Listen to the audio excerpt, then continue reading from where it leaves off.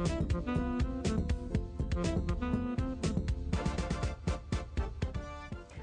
and welcome. I'm Diane Wagner. This election season, we are consumed with who's going to be our next president. But there are other important issues that we also need to be concerned about. And some of those are propositions that we're going to be voting on. So I feel it's important to educate ourselves as to what some of these issues are. Our show today is going to be focusing on Proposition 2, and that is on standards for confining farm animals, and we're going to educate you on that today. Our guests are representatives that are both for and against the proposition.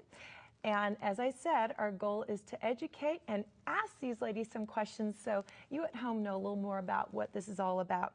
Our guest representing Yes on Proposition 2 is Jennifer Fearing, and she is a campaign manager for Yes on Proposition 2. Welcome. Thank you. And then our second guest is Nancy Reimers, and she is a doctor of veterinary medicine with a master's specializing in poultry, and she's a diplomat of the American College of Poultry Veterinarians. Welcome, both of you. I'm very, very happy that you can be here today. So what we're going to do first is I'm going to read the proposition to you all so that you understand. I'm going to pick up the ballot book, so if you have that, open it up and you could read it along with me at home. It's proposition number 2. Then I'm going to give each lady 6 minutes so she could talk about her perspective viewpoint on the proposition, and then we'll have open questions that each lady can address for 1 minute their response, and then we'll wrap up with 1 minute so that you can have your final say of what you'd like to say. So let me first start by reading this proposition. It's right in your ballot book. The proposal for this is beginning January 1st, 2015.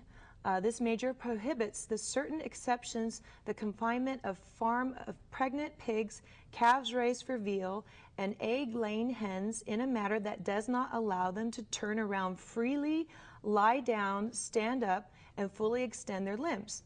Under the measure, any person who violates this law would be guilty of a misdemeanor punishable by a fine of up to $1,000 and/or imprisonment in county jail for up to 6 months.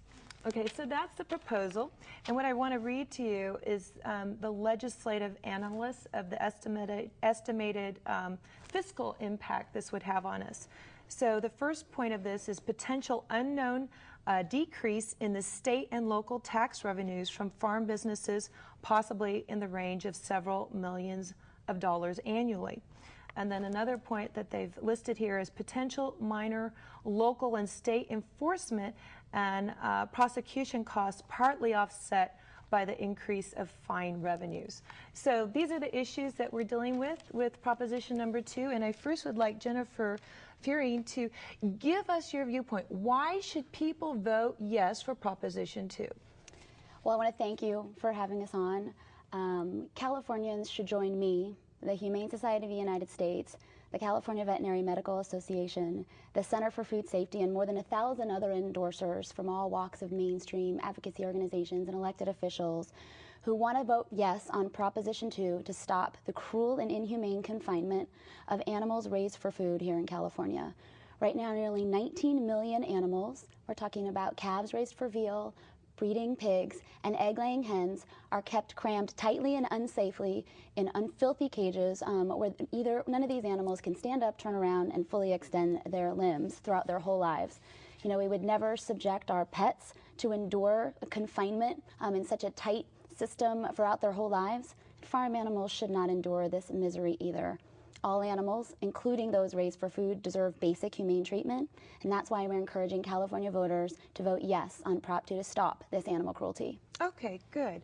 So when I was doing my research, Proposition 2, it does address 3 different agriculture industry. It addresses the veal, pork, and egg industry. That's right. However, when I was reading it, it seems like it mainly focuses on egg-laying hens.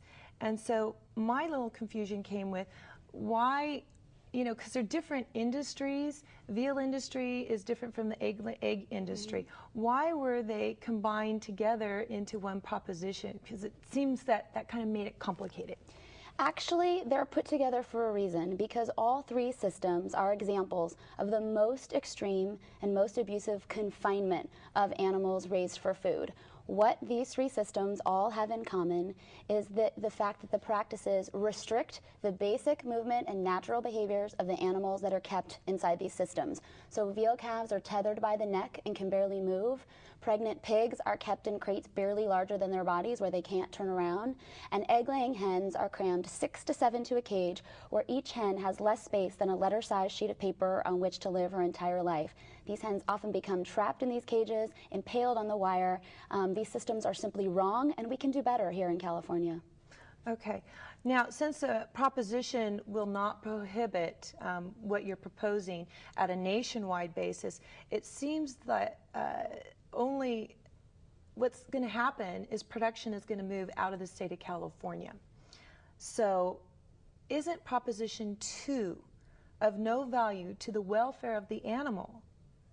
Because the major impact that it will have in the state of California is on loss of jobs and businesses in the state of California. Well, actually, California would become the 5th state in the United States to take action against these confining systems. And in every one of these other ballot measures and legislative discussions in other states, Florida, Arizona, Colorado, and Oregon, we heard the same scary claims about the potential for moving this production out of state. And in fact, we haven't seen that happen at all. Actually, after we passed in a landslide election a ban on the gestation crate for pigs and the veal crate in Arizona in 2006, within 3 months we had the leaders of those industries nationwide announce voluntary phase-outs of these extreme and cruel systems, with the head of the largest veal company announcing that these crates are archaic and inhumane, when just a few months earlier claimed this would cause a production problem. We haven't seen that happen. That's not what we expect to happen. In fact, what we see in California is an opportunity to export the humane treatment of farm animals to the rest of the nation. From my research, I saw that all the other states, there were laws that were passed for veal or for pregnant swine, but nothing has been passed for egg-laying hens. That's right. So my primarily focus with that statement was egg-laying hens that could destroy the whole egg production in the state of California. Well, there's precedent that we're setting with California with the battery cage. Again, these confining systems that prevent these hens from engaging in their basic behavior.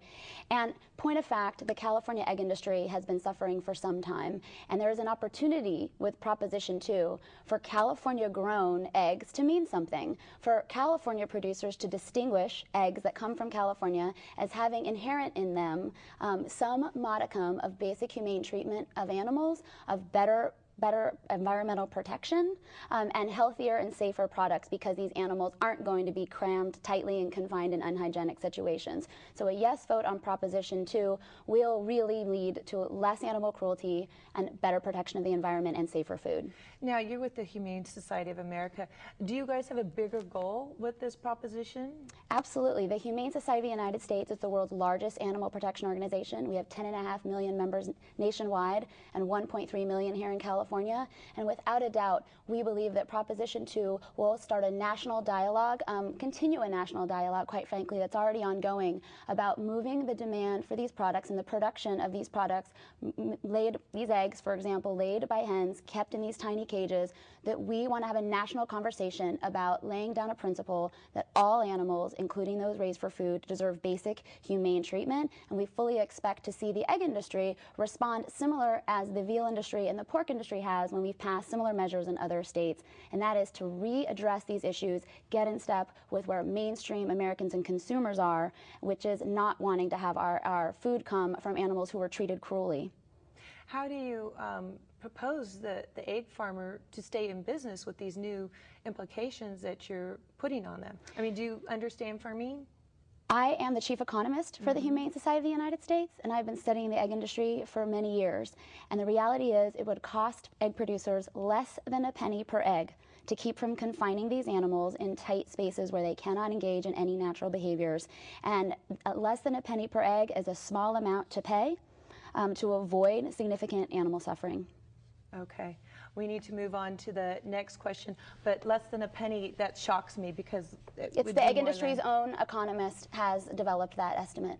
Okay, so we've heard from the yes side on Proposition 2, and we're touched by what they have to say, but most of us don't know about farming and have never farmed ourselves, so I think it's very important to hear from the farmers' viewpoint and what they have to say, and here with us is Nancy. And why should people vote no for Proposition 2? People should vote no for Proposition 2 because it justifies a safe, affordable, locally produced egg for Californians. It's not a proposition that benefits the California consumer, and it's not a proposition that benefits the California hen. We already have standards in place, most notably for food safety, but also for animal care, that we go in and farmers take care of their hens because keeping their hens healthy and productive benefits the farmer. That's where their livelihood really comes in. Right. Okay, so if Proposition 2 passes, what does that mean to me as a consumer? You as a consumer, you'd have your choice between two things. You'd have your choice between a California egg that costs twice as much. You know, if you go in the grocery store and look at cage-free eggs, they cost twice as much to buy. Alternately, you'd have a choice of buying an egg that come in from another state or possibly from another country like Mexico. Those eggs are not held up to California's food safety standards. Here in California, we have the California Egg Quality Assurance Plan. And this was developed by farmers in conjunction with the California Department of Food and Agriculture. And it sets down good farming practices that help the farmers protect the consumer from salmonella. Okay. The plan itself has actually been attributed by the California Department of Public Health with preventing outbreaks of human salmonella enteritidis since 1999, so that's nearly a decade now. We have had outbreaks from eggs from other states during that time period, but no outbreaks from California eggs because we have the toughest food safety standards. So the farmer has already done a lot to make our food supply safe. Absolutely. The farmers are working every day to provide the consumer with a safe product. Okay, so this isn't just fresh eggs, it's baked goods, cookies, cakes, bread, pies, anything that eggs are used in. This would affect the pricing of things. Absolutely. Eggs go into absolutely everything. So for any place that wants to go through and buy a California egg, it's going to increase the price of that. Okay, so what does Proposition 2 mean to the farmer? How will it affect the farmer? You know, I work every day with family farmers. I was actually up on a farm earlier today, seeing some patients and visiting with one of my clients. And these family farmers can't stay in business if this passes. The measures that are being put in place are so extreme in terms of how few birds they'd be able to keep in their current holdings. There's a farmer down in San Diego County that was saying he'd have to buy 300 acres of land in San Diego if he can find it in order to stay in business. Land? I mean, land is very precious in the state of California and very expensive. If they're lucky, they can find it for $40,000 to $50,000 an acre, if they're lucky. Okay, so to me, that seems like the egg prices would really go up. I just saw in my research there's an egg farm, Eat Well Foods, and they sell eggs for $7 a dozen. That's what some of these practices really require, yeah, in order to keep up with the costs. In our standard production, we've got our conventional houses that we've developed over the years to keep hens safe, and then we've also got cage-free housing as well. And what the farmers find is that it costs them twice as much to produce a cage-free egg as it does a caged egg. And the way that Proposition 2 is written, it actually would outlaw California's current cage-free production as well. Okay, so and what economic impact would that have on the state of California and local governments? Well, talking about the whole state, the industry itself is somewhere around it's a $600 million industry that employs over 3,000 people. I actually live just a little bit east of here over in Merced County, which is one of the 20 poorest counties in the nation. And the egg industry is huge there. It would absolutely devastate this county that's already reeling from the mortgage problems and the foreclosures that are already going on. It's just going to make things that much worse in that area. Okay, so I mean, you deal with chickens on a daily basis. Absolutely. Do you feel that the farmer is treating the chickens appropriately? Are they addressing the concerns that the Humane Society has? Our chickens are great. When I take a vet student out to a farm, I talk about some of the basic things they need to do, and I like to talk about the flaws because they like acronyms. So it's feed, light, air, water, space, and sanitation. Proposition 2 only addresses space. The farmer's already seeing to all of those points in order to make sure that his hens are as productive as they possibly can be, and that they continue to lay nice, fresh, safe eggs for Californians. So essentially, if this proposition goes through, we're destroying a food supply that destroys a prosperous industry. And when I hear that, aren't we choosing to destroy ourselves and our food supply? Does that make sense? Does it make sense to choose to destroy? No, but I can see where you would come up with that thought from reading through it. You know, if we look at the industry, it's set in place to produce food for people, to keep people safe and healthy and provide them with eggs that don't contain salmonella, and to keep the birds protected from diseases like avian influenza by keeping them in our modern hen housing systems. Okay. Okay. And where will the California farmer go? Some of them will change jobs if they can figure out what else it is they want to do. Some of them are looking at land in Mexico. Others are looking at land in other states. Okay. Okay. Thank you. So now we've heard from both sides. Now I want to go into an open-ended question where you each have just a minute to respond back to. And my first question is about, you know, Proposition 2 primarily focuses on the welfare of egg-laying hens. And if it passes, how will this proposition impact the health and welfare of humans, of me as a person? Because, you know, when I hear of this possible risk of salmonella, being exposed to that because the chickens are laying, you know, eggs possibly in their feces instead of the caged way, and then the bird flu and the avian influenza, your response on that, Jennifer? Sure. I'm not sure what you read, but the science actually confirms what common sense already knows, and that is that keeping thousands of animals crammed in tight, unhygienic, closed-in spaces produces higher risk of salmonella. There are numerous studies out there, and one recent study that shows that the risk of salmonella transmitted from hens that are kept in these confinement systems is up to 25 times higher than in modern cage-free systems, which is in fact what Prop 2 would require. So it simply is not the case that there's a food safety risk with passing Prop 2. There's a huge food safety risk if we don't. Okay, Nancy. Actually, the science is quite clear. In 1996, we had an outbreak of Salmonella enteritis on a farm in Southern California that happened to have both caged and cage-free production. And what they found is the cage-free hens had 1.7% infection rates. The caged hens had a 1.7% infection rate. The cage-free hens had a 50% infection rate. And in terms of the difference in the eggs, because that's what's important to consumers, there was 5 to 7 times higher rates of contamination in eggs from cage-free than from caged. Okay. Thank you. Now, next question. How will Proposition 2 affect our local economy, our state economy, and basically our pocketbooks? Because California has just gone through a major problem with balancing our budget. Our whole government is in a financial crisis. Does Proposition 2 make sense if it possibly forces an estimated $600 million out of our economy? We'll lose possibly 3,500 jobs, and there'll be an increased production for the cost for eggs. So this means the cost of eggs are going to go higher, like that $7 a dozen eggs. I don't want to pay that much. How can you address the economic concerns I have as a consumer? Well, the concerns you have as a consumer, it really ought to concern you that for the last several years, the egg industry nationwide and also here in California has been engaged in a massive price-fixing scandal.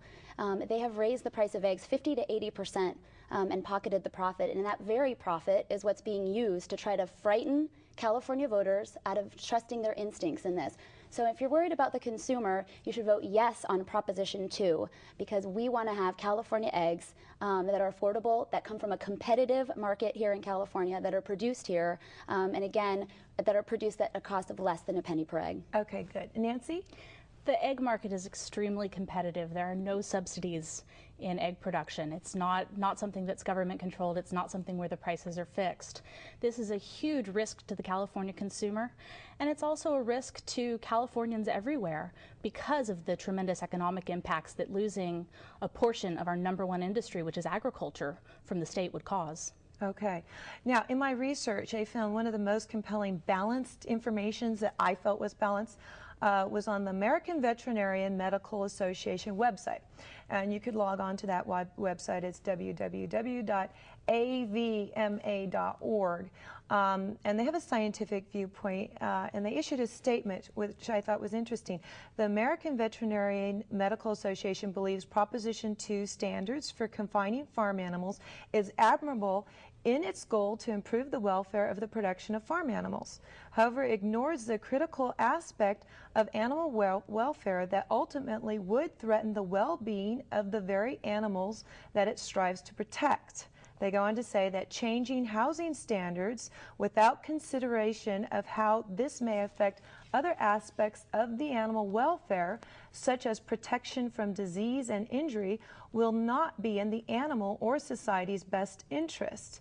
And they actually have an interesting article that has a comparison between the cage and the non-cage system of housing laying hens. And I stress that everybody goes to this because it shows the disadvantages and the advantages of all aspects of housing hens. And there definitely is a trade-off that the voters should know about. So your response to that?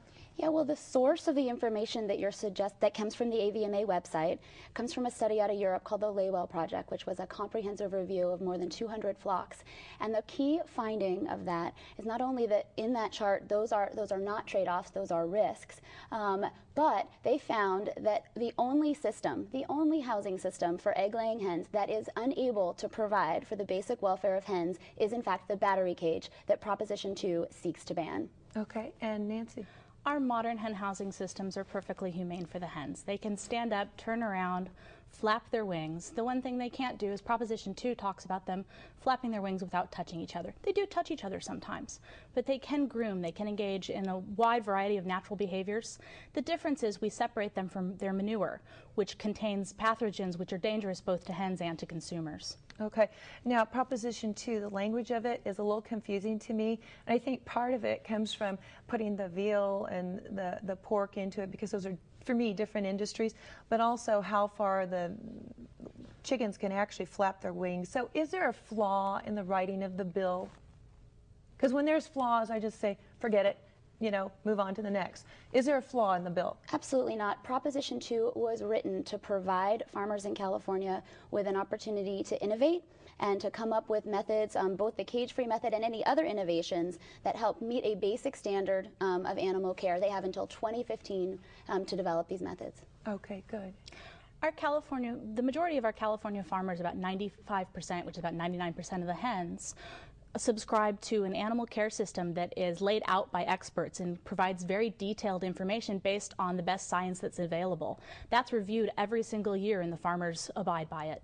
Okay. Okay, very good. Well, we've gotten through a lot of stuff here. I can't thank you, ladies, enough. So I just want to begin to wrap up, and if you have any final statements that you want to say about voting yes for the proposition and voting no for the proposition, Jennifer? Yes, sure. I think Californians should vote yes on Proposition 2 to prevent animal cruelty, to support family farmers, more than 100 of which support Proposition 2, to protect our environment as the Sierra Club and Clean Water Action encourage on Prop 2, and again, adopt a modest and reasonable reform that will reduce the suffering of millions of animals here in California. Okay. And Nancy, why should, again, people vote no on Proposition 2? I encourage the voters to join me and the American College of Poultry Veterinarians and the California Council of the NAACP and the Mexican American Political Association in voting no on Proposition 2 because it doesn't help hens, it doesn't help consumers, it really hurts farmers, and it prevents Californians from being able to buy a safe, affordable, fresh, locally grown California egg. Okay, thank you, ladies. Now, you know, a lot of thought and consideration has gone into the humane treatment of egg-laying hens and also into veal and pork. And I guess, you know, I like to question people, has that same thought process and consideration also been put into thinking of humans and how their lives were going to be affected by this proposition? Now, California is considered to be the breadbasket of the United States, and we hope that this has educated you on the impacts that Proposition 2 will have on the ballot. And I'd like to end with just a positive thought or affirmation that each one of you has within you that has inspired you to do what you do. Sure. Well, I'm inspired by the mission of the Humane Society of the United States, which is simple, which is to celebrate animals and to confront cruelty. And I'm inspired specifically on Proposition 2 to confront the cruelty that millions of farm animals face in California, and I'm excited about voting yes on Prop 2. Okay. And Nancy, what inspires you to be a poultry vet and go out there and be the spokesperson for voting no on Proposition 2? One of the most common questions I get is why chicken doctor? You know, a lot of it's because I love animals, I love agriculture, I love working with farmers, and more importantly, I love to be a vital part of the process of getting safe eggs out into the hands of the consumer. And so I really think people need to vote no on Proposition 2 so we can continue to do that. Okay, good.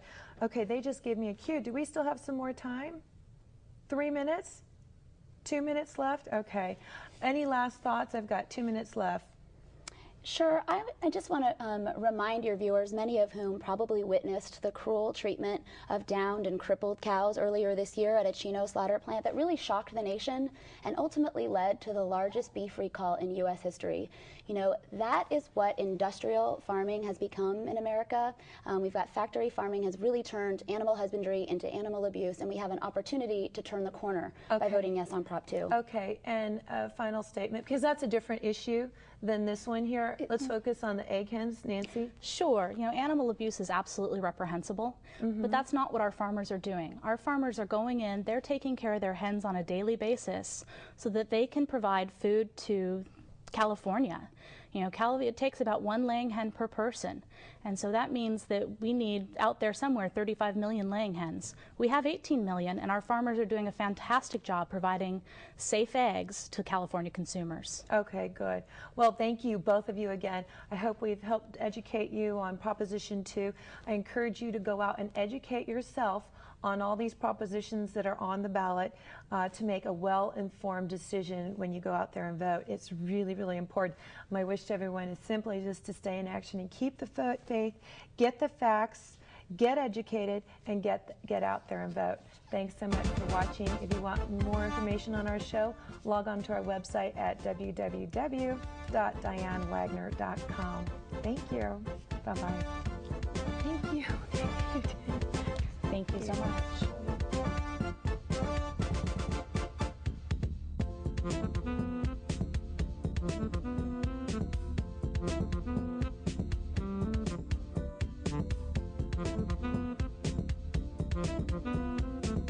Thank you.